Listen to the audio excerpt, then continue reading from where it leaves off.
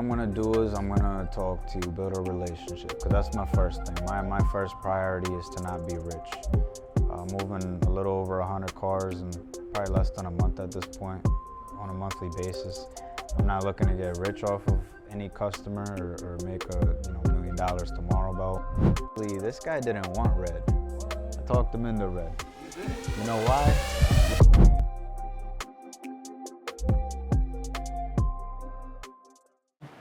Yo. Guys, thank you for coming, stopping by. This is Sonidos podcast with my guest right here, Rummy. Say what's up to him, my boy. What's up, everybody? How you doing? Yeah, so we're right here, SMR Auto Appearance. We got a detailing shop. Got PPF, paint protection film, got vinyl wrap, wheels, ceramic coating, everything, suspension, airbag suspension. All right. So you see this car right here? Explain just a little bit about what this car is and what you've done to it, just so they can get a little bit of what you've done already. So this is a customer from New York. It was previously wrapped. It's a brand new, it's a 2024 Dark Horse Mustang. It was wrapped, so we unwrapped it for him. And I talked him into paint protection film, told him what it was, how it's warranted, how it actually protects your car, wrap doesn't, yada, yada, yada. So we got to wrapping it in the red. And then after wrapping it, he wanted the spoiler, he wanted all this carbon fiber, the side skirts, the front lip, things like that. Then he wanted wheels, then he wanted airbag suspension. And now we're doing stars, so that's why the car's still here. Once we do the stars, probably take another day or so, and we send the car back. All right. Honestly, you guys can't, I don't know if you can tell through the camera, but this right here, this is a beauty. This is a beauty work. And that's just a little bit about what Rummy does. So honestly, he loves the car scene, as you could tell, For sure. So let's see, I know I love cars myself. I got into them by just playing with my Hot Wheels when I was younger, learning with my uncles and stuff, just how to get into cars. But how'd you get into the car scene? Tell me a little bit about how you started getting into cars first, and then we'll get into how you started the whole business and everything. So with the car scene, I was always into cars, like Ford Giotto, for example. I'm an authorized Ford Giotto dealer now. I was somebody that was repping Ford Giotto. I was 11 years old, walking to the bus stop, listening to rap music with Ford Giotto wheels, this and that. I used to be about it back then. And then when I was 16, I had Ford Giottos on I had a 3 Series BMW in high school. I had Ford Giottos on it. That was my first pair. Every car I ever owned after that had Ford Giottos. It was just a thing. It felt classy to me at the time. You're not really at the most mature mindset as a teenager. The biggest thing to you is do I have a good car? The kicks on your car, Or the kicks on the car nice, or my shoes nice. That's all you really care about. So. Word, I see. So before we get into all the beginning, how'd you feel about your first car? How'd you get your hands on that? My first car I got from my family. My family bought me my first car. Nice. I was very spoon-fed growing up. I admit that. I didn't have a job before I had the shop, actually. I worked at a ski resort for a little bit as a rental technician. But even that was more so just kind of fun. That's why I did it. So I was very spoon-fed. I didn't work for my first car. Listen. If I was in your shoes, I wouldn't have mind either. You know what I'm saying? So all right. So you say you were very spoon-fed. That's how you were brought up. But now you're here. You're a business owner. Let's talk about your journey into becoming a business owner. So my journey into becoming a business owner. So when you're spoon-fed, all your friends know you're spoon-fed, right? Everybody around you. It's not the most respected thing in the world nowadays to be spoon-fed. It's just looked at as spoiled. So my biggest thing was kind of just to prove to people that I could be something, that I could hold a job, get a college degree, and things like that. And then after my mindset of just trying to focus on impressing other people, I wanted to do something for myself. I wanted to become something. I knew I would become something. I would be late night at the bar. I went to school at Wilkes University. Late night at the bar at Wilkes, me and my friends be sitting down. And at the end of the night, I always used to say, I want to own a business. I want to do this. I want to have a big black car, a 7 Series, or like a S-Class, big chrome wheels, wear a suit to work. Right. Black, slick, long hair to the back. That was the mafia kind of image that I always kind of wanted for myself. Right. And I guess I still aim towards that. I still try to work my way to become that person. I mean, there's more to it than just the material, you know, having the car and the hair. Right. And There's all steps you that. gotta take to even It was get more there. so that person I want to become in the future. I don't want to. It's not just really about the material. Like somebody like that is known to be a made man. Mm-hmm. In my head, I want to be a made man. I see you. So no, you take pride in what you do. Obviously, you admit to being spoon-fed. But listen, again, if a lot of us had that opportunity, we would love it as well. So, you know, all your friends know this. You know this. You go to college. You're doing your thing out there, and you know you want to be a businessman. So, what was like? Did you just wake up and was like, all right, I know I'm gonna do, you know, SMR, or was it like, all right, like families got a little bit in with the cars, let me see how they can help me, or I know I got this with the cars, this is what I could do. So how'd you conjure up SMR? Like, how did I open? Yeah, how'd you open up? All right, so this story is crazy as it is. This is how it all went down. So, I came back from college. I didn't want to pursue anything in my degree or career, nothing like that, which was supposed to be sociology. But I wanted to I kind of honestly just came home. My brother dispatches trucks. We have a diesel repair shop, family owned and operated as well. So I sat down there. They gave me an office, a computer, and I started dispatching with my brother. I had no interest in it. It was just easy as, and I wake up, walk to a shop, dispatch some trucks, I go home, you know? But I hated it. Wow. I hated it. I was lazy on another level, and the day I decided to open the shop, I was actually getting yelled at a little bit. My dad was upset with me because I got to work, I think, 11:30 that day. And When were you supposed to get here? 9 o'clock. Damn. Actually, dispatch, I believe, started at 8 or 8:30, something like that. So I was very late.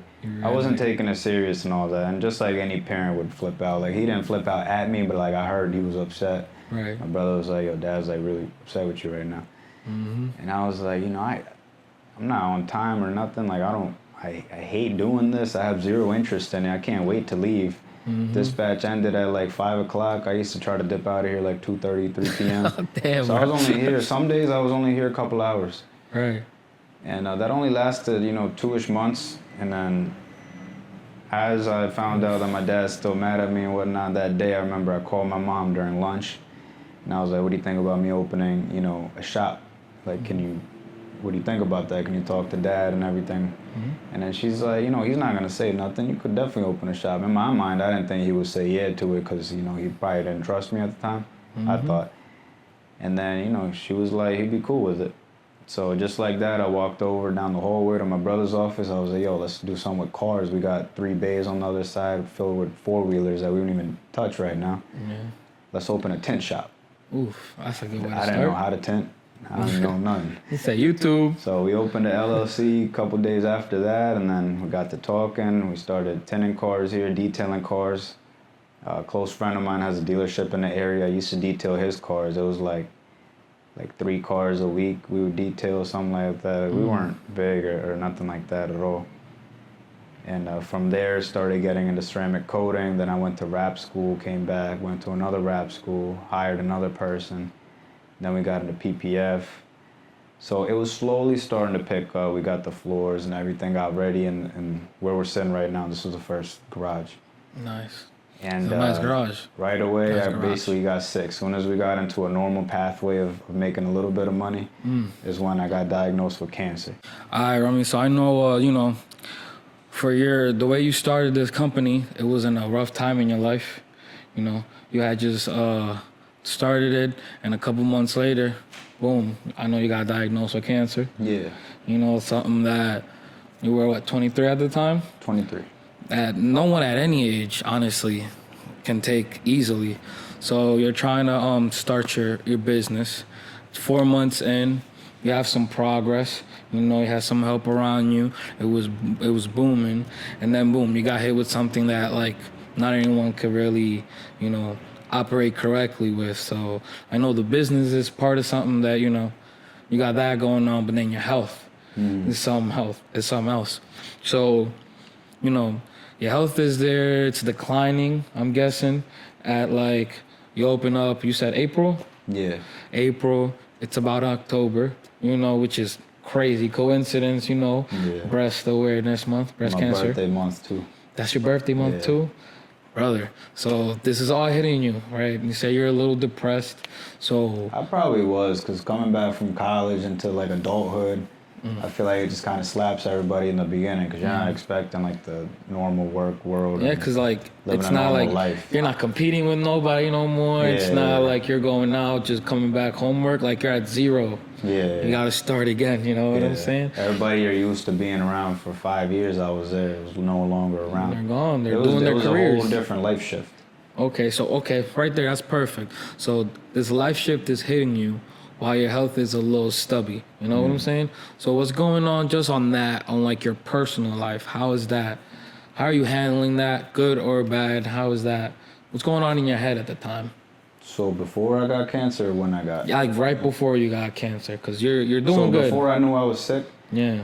I was, I don't know, my mind was very lost. I don't think I was adjusted to fully living at home yet.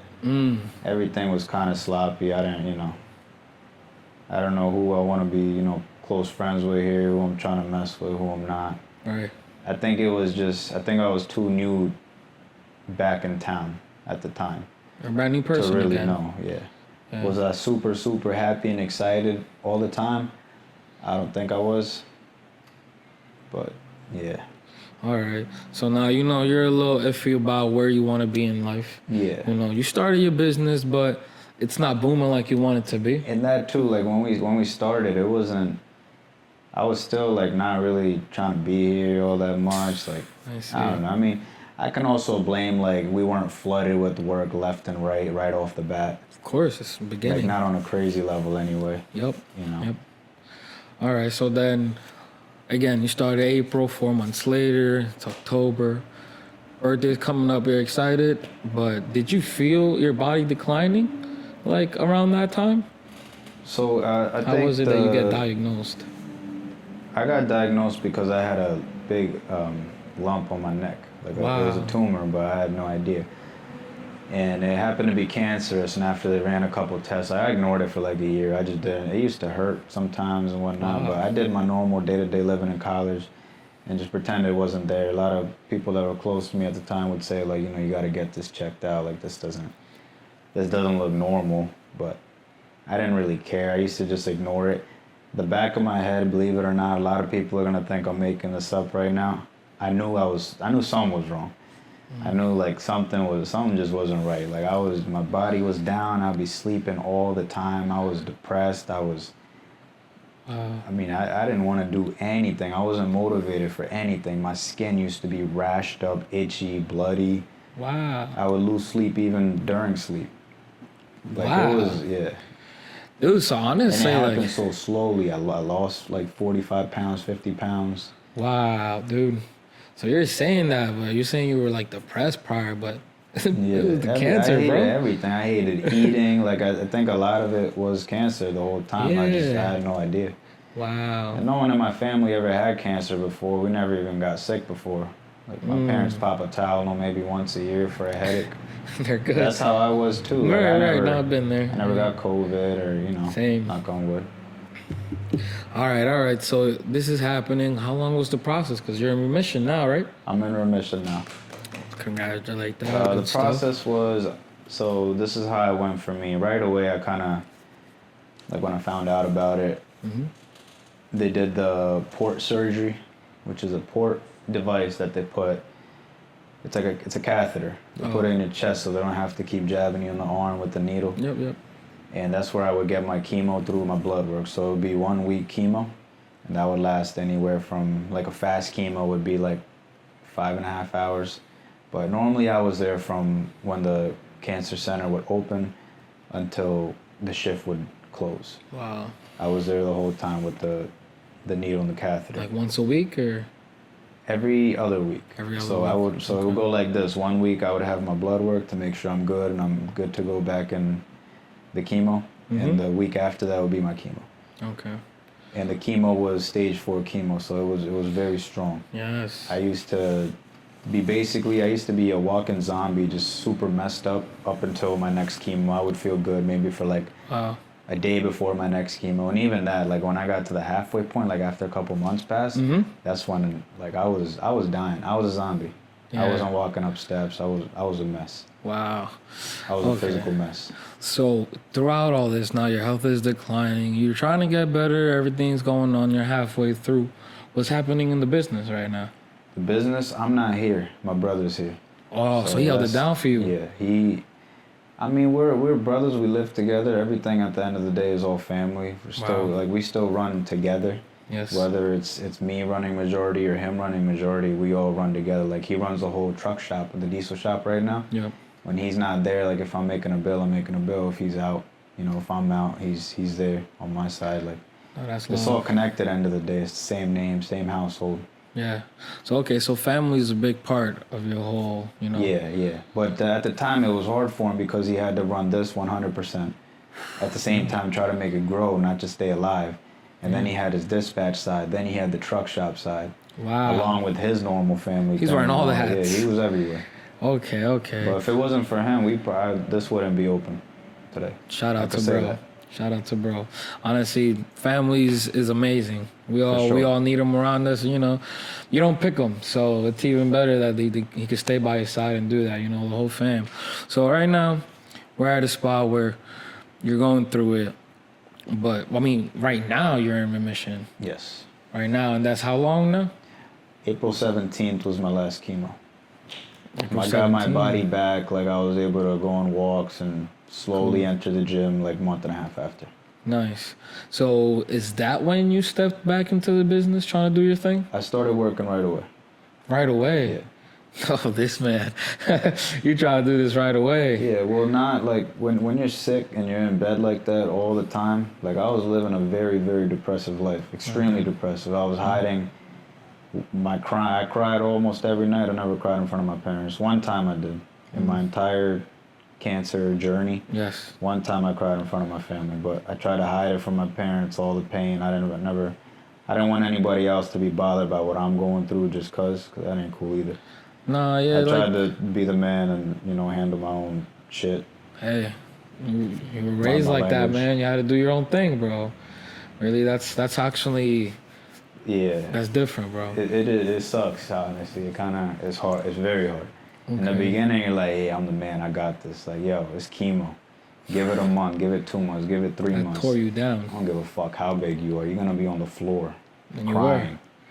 Oh, wow. You don't got leg hair no more. You don't got hair on your armpits no more. That's how strong that stuff is. Really? Yeah. Nothing. All your hair? You don't have any. I didn't have eyelashes. What? Like walking outside, if it's a little bit of sun outside, I used to be walking around like this, squinting. Whoa. Because you don't have no eyelashes. We don't realize these things. We got eyelashes. The sun really messes with your eye. Wow. Eyelashes help that. But I never thought. All right, so damn. All right, so onto a better note, right? So you're getting better now. Your life is changing. You're getting healthier. And you're like, all right away, I can get back into business. What are you doing to get yourself up there and get SMR out of your brother's hands and back into your hands and just pushing it the way you want to? So the thing, I'm pushing it the way I want to. I'm pushing hard, but without my brother, it's not going to be pushed hard enough. One person can't do what 2 people could do. It's impossible. Don't matter who you are. Okay. And when both people are business minded, I mean, things could go above and beyond. Like, I sell wheels. We're authorized 4G auto dealer, American Force. We sell Santi, like Sani, Vossen, HRE. Oh wow. And rims, for example, I would never be in if it wasn't for him. He does everything with rims. I'll sell, a set here and there, but mainly that's his game inside. All right. He handles the wheel game. Okay, so he handles the wheel game, but even to this car, you guys have done a lot to this. How far deep in the pockets is this one? I want to say the exact number. He's a little over 40. All right, so that's not just in wheels, right? No. What are some of the things that they've done to this that you kind of brought into the business? That I brought in, or that he brought in? You brought in. I would say it's hard to say. Okay, fair enough. It's hard to say. Fair enough. I could say he brought in wheels 100%, but then I'm thinking at the time, a while back, I remember I only wanted, when I started doing vinyl rap, I only wanted to be a rap shop. I didn't want to do PPF. We didn't have a PPF guy. And then he wanted to do PPF.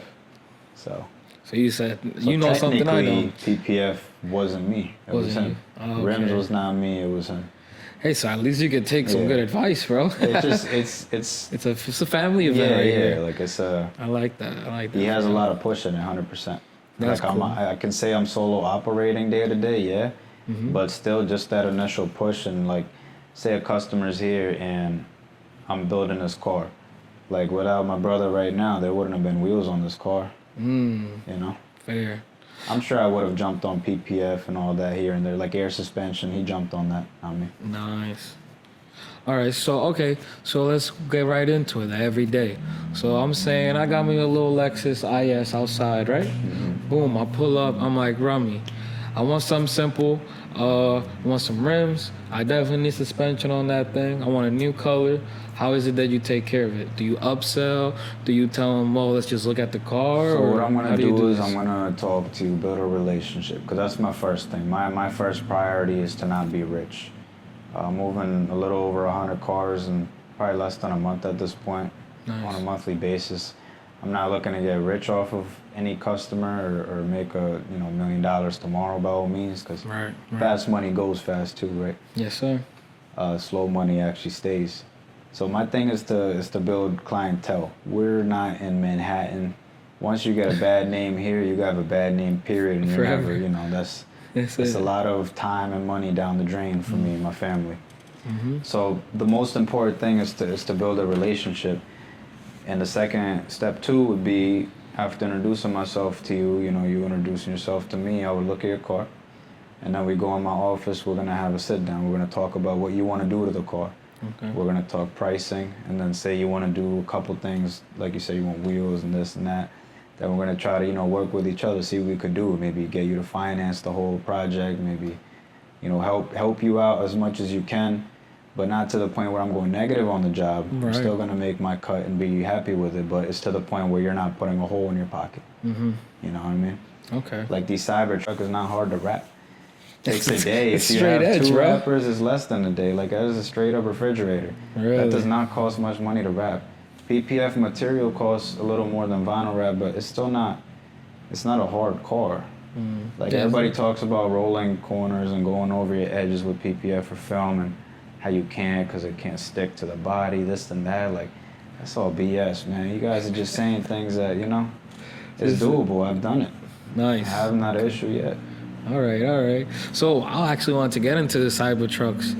How'd you even get into, did you get one and then they just start rolling in? Did you know it was a guy? very, very random. I'm sitting inside and then out of nowhere I see this truck outside. It's like, holy shit, what is that? Right. Now, this was early on, and I walk outside, this guy comes out, super cool dude.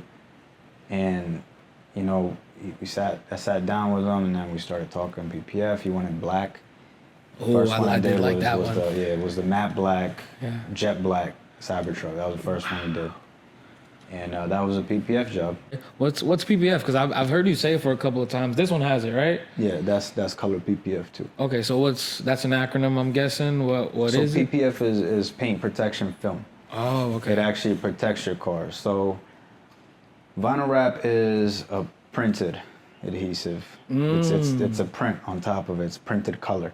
Okay. It's just a sheet. It's a sticker. Literally, this is vinyl. It's vinyl. Yep. Now PPF is adhesive. Okay.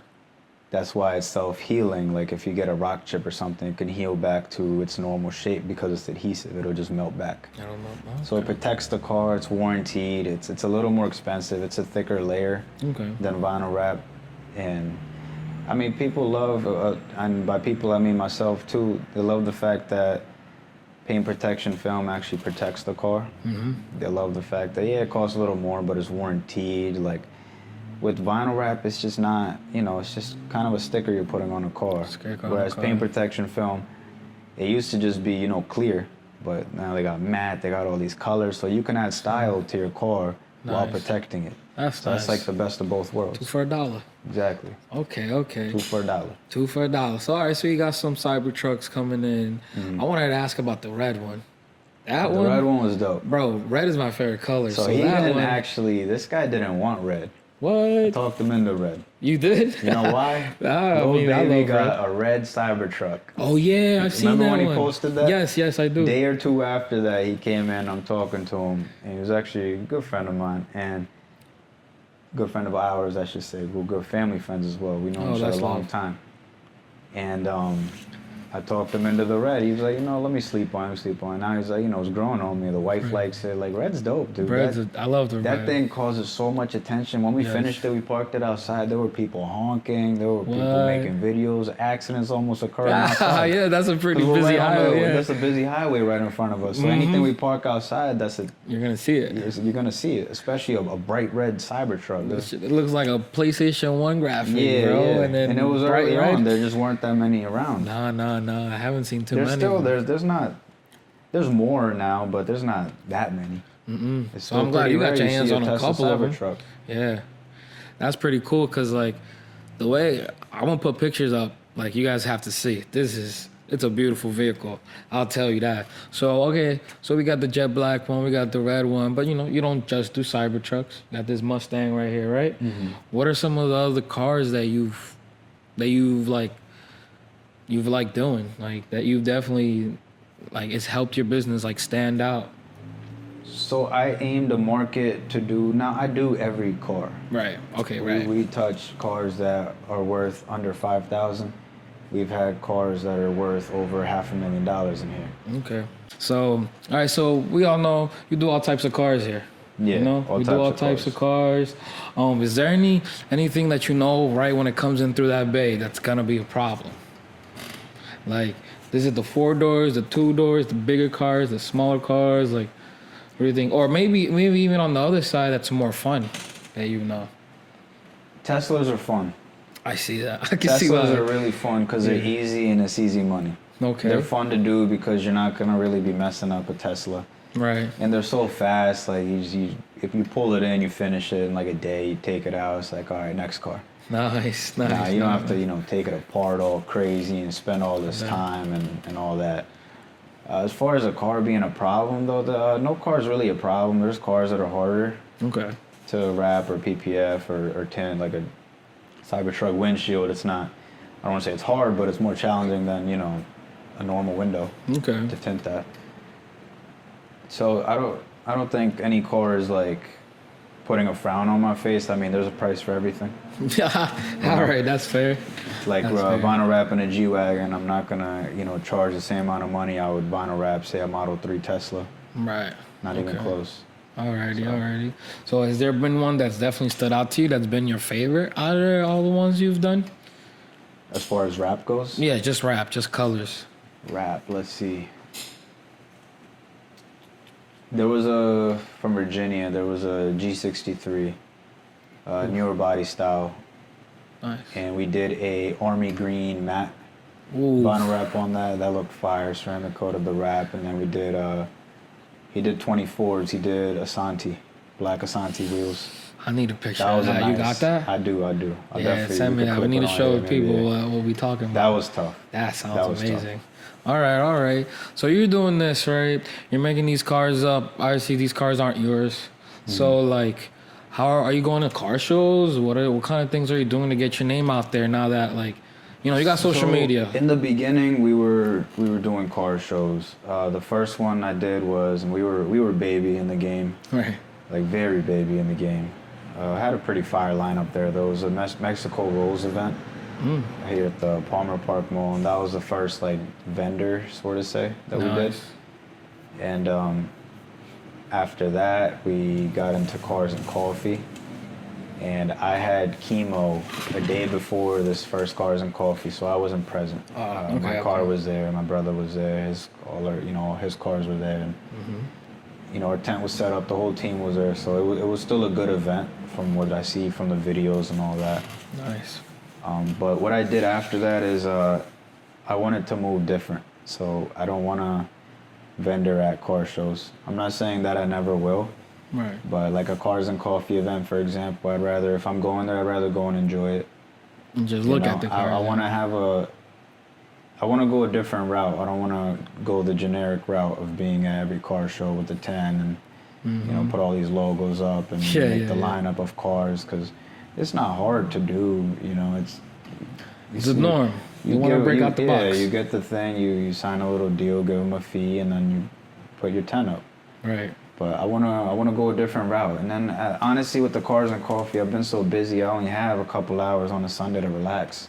So you want it for yourself? So yeah, I want it for myself too. Like the past couple cars and coffees, it's like it's summer. I'm free this day. I want to go to the beach or something like that. And I don't want to be around cars. Yeah. As bad as that sounds from a business perspective, yeah, there are many times I skipped a cars and coffee, especially because we were going to the beach.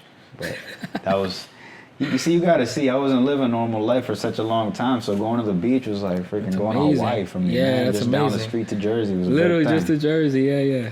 So yeah, I wanted some time to myself at the same time. All right, so this is a perfect segue to my next question. So you want some time to yourself. It was rough for you this last year, okay? So I know you love cars, but what are other things that bring you joy that like at the end of the day, it's just gonna take your head out of the game for a little bit so you could come back stronger? Because a lot of the times, like, this podcast is more so to see who makes noise in their industry. You're doing this with cars. I'm gonna be interviewing a lot of other people that are doing similar things.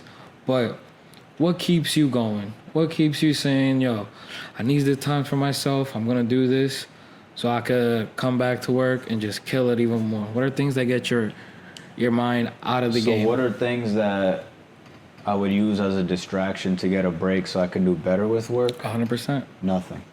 What? Nothing.